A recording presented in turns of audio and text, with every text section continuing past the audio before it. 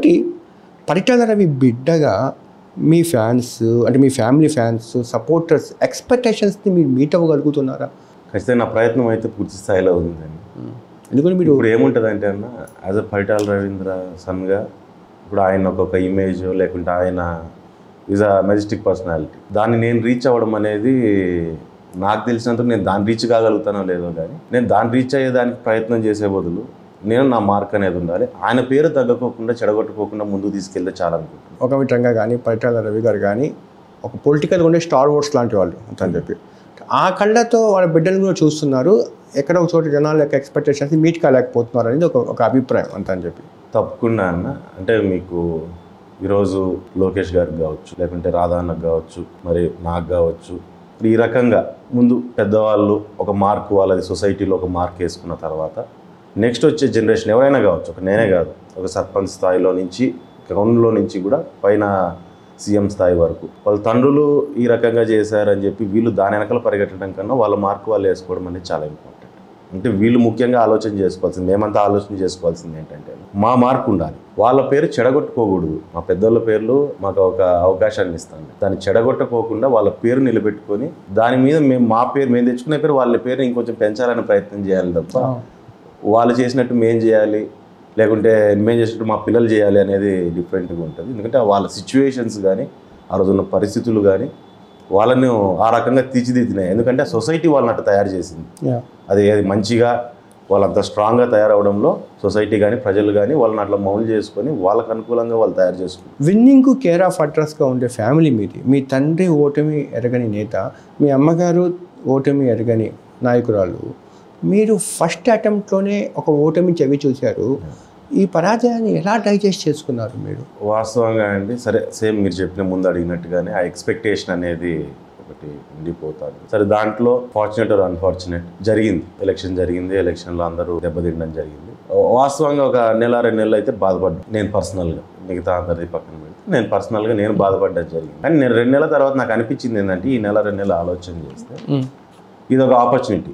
ఇందాక మీకు చెప్పినట్టుగా వాళ్ళ పేరు మీదే కాదు, మనం కూడా ఒక మార్క్ వేసుకొని మనం అంటే ఏంటని ప్రూవ్ చేసుకున్నాక మనం గెలిస్తేనే మనకు అవన్నీ తెలుస్తాయి. అండ్ రెండోది ఏంటంటే అపోజిషన్లో ఒక 5 ఏళ్ళు పనిచేయడం అనేది ఒక లీడర్కి సమస్యల గురించి అవగాహన కావచ్చు, పర్సనాలిటీ డెవలప్మెంట్ కావచ్చు, ఏ రకంగా ఎటువంటి సమయాల్లో ఎట్లా రియాక్ట్ అవ్వాలనేది కావచ్చు, ఇవన్నీ నేర్పిస్తుంది, పరిస్థితులు నేర్పిస్తుంది. ఆ పరిస్థితుల్లో ఏమో ఇప్పుడు ఇట్లా వెళ్ళిపోయిన ఉంటే నెక్స్ట్ టైం ఓడిపోయేవాడిని, సరి గెలిచింది నెక్స్ట్ టైం ఓడిపోయేవాడిని. సో అవన్నీ లేకోకుండా నేనంటూ ఏంటి అనేది చేసుకోవడానికి రాష్ట్రంలో చాలా మందికి ఇది ఒక అవకాశంగానే మారింది ఈ ఓటమి అనేది.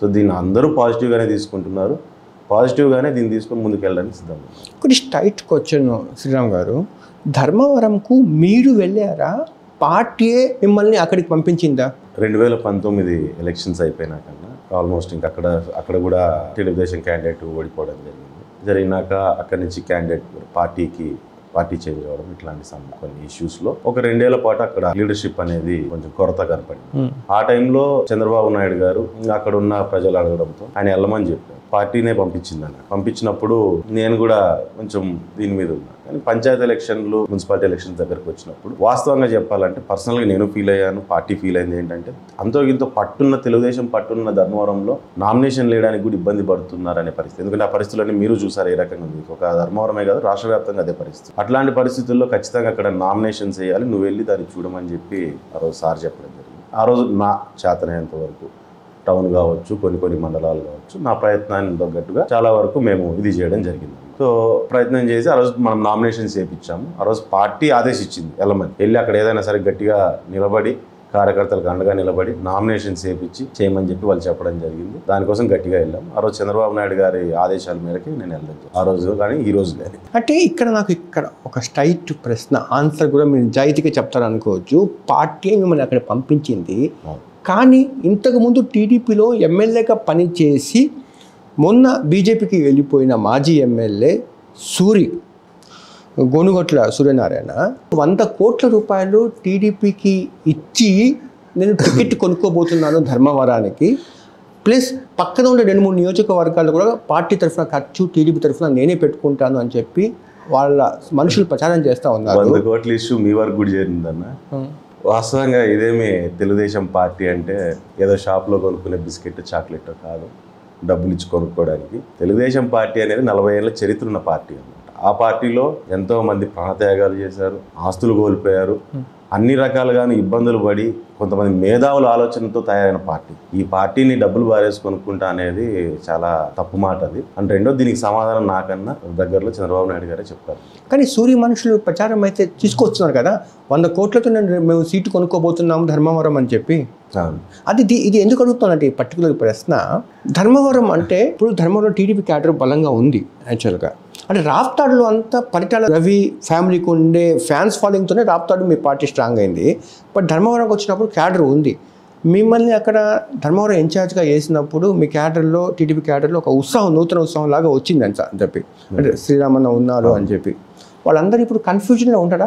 తప్పకుండా అండి. ఇప్పుడు రాప్తాడు కానీ ధర్మవరం కానీ తెలుగుదేశం క్యాడర్ చాలా స్ట్రాంగ్గా ఉంది. అందులో ధర్మవరంలో కూడా ముందు నుంచి తెలుగుదేశానికి మంచి పట్టున్న నియోజకవర్గం. ఇట్లాంటి మాటలు డిస్టర్బ్ చేస్తాయా చేయవనేది పక్కన పెడితే, ఈరోజు వాస్తవంగా చెప్పాలంటే 1 by 1 బేసిక్గా అక్కడ ఈయన మాటలు డిస్టర్బ్ కంటే కూడా వాస్తవంగా ఒక లీడర్ అనేవాడు 2 ఏళ్ళు లేకపోవడం అనేది చాలామంది కార్యకర్తలకు కానీ లీడర్స్కి కానీ ఒక ట్రామా అని తీసుకొచ్చింది. ఇప్పుడు మేము వెళ్ళి కూర్చున్న తర్వాత 1 by 1 అందరూ బయటకు వస్తున్నారు. సో ఈరోజు మెయిన్గా వైసీపీ మీద పోరాటం చేయాలి, ప్రజల సమస్యల మీద పోరాటం చేయాలని ఎక్కువగా ఉంది. కానీ ఇట్లాంటి పిచ్చి పిచ్చి మాటలను ఎవరు పెద్దగా ఆలోచన చేసే దీంట్లో లేరు.